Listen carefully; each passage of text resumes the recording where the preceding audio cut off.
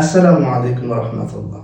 আল্লাহ রব্বুল আলমিনের হুকুমে এবং জনগণের সহযোগিতায় আমরা যারা জনগণের জনপ্রতিনিধি হব, আমাদের কেমন হওয়া উচিত, কোরআন ও হাদিসের আলোকে আজকে আমি আপনাদের সামনে সংক্ষেপে আলোকপাত করার চেষ্টা করব। আমাদেরকে কয়েকটি গুণে গুণান্বিত হতে হবে। 1 নাম্বার, খোদা ভীরু হতে হবে। আমি আমার দায়িত্ব পালনের ব্যাপারে শুধুমাত্র জনগণের কাছে জবাবদিহি করতে হবে এমনটি নয়, আল্লাহ তাআলা আমাকে দেখছেন এই ভয় আমার ভিতরে জাগ্রত করতে হবে। আল্লাহ তাআলা আমার কাছ থেকে জবাব নেবেন, সব কিছুর হিসাব নেবেন, এই বিশ্বাস এবং এই ইয়াকিন অন্তরের মধ্যে সৃষ্টি করতে হবে। 2 নাম্বার, আমানতদার হতে হবে। জনগণের জান, মাল, ইজ্জত, আব্রু এগুলো সব আমার কাছে আমানত। তাদের আমানত যথাযথভাবে হকদারের কাছে পৌঁছে দিতে হবে। 3 নাম্বার, ন্যায়পরায়ণ হতে হবে। ন্যায় বিচার সমাজে প্রতিষ্ঠা করতে হবে। ধনী গরিব সকলকে সমান দৃষ্টিতে দেখতে হবে।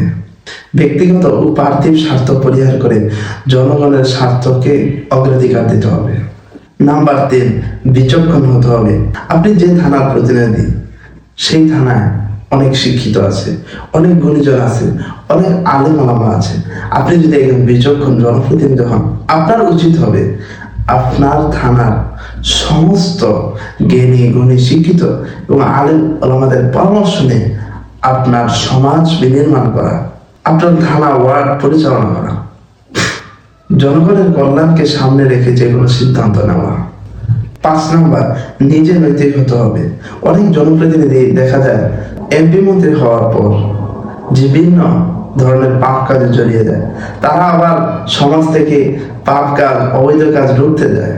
মনে রাখবেন, আপনি নিজেই যদি পাপ কাজ, অবৈধ কাজে জড়িত থাকেন, জনগণ কখনো আপনার কথা মূল্যায়ন করবে না।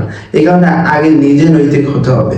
মদ, জুয়া, সুদ, ঘুষ, অন্যায়, জুলুম এগুলো সব পরিপূর্ণভাবে পরিহার করতে হবে। 6 নাম্বার, জনগণের কল্যাণে নিবেদিত প্রাণ হতে হবে।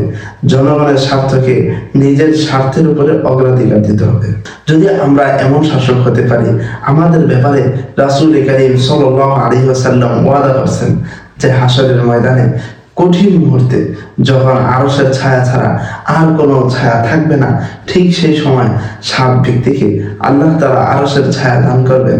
সেই 7 ব্যক্তির মধ্যে অন্যতম একজন হলো ন্যায়পরায়ণ এবং এই গুণে গুণান্বিত শাসকগণ। আল্লাহ তাআলা আমাদেরকে এই 6 গুণে গুণান্বিত শাসক হওয়ার তৌফিক দান করুন। আমিন।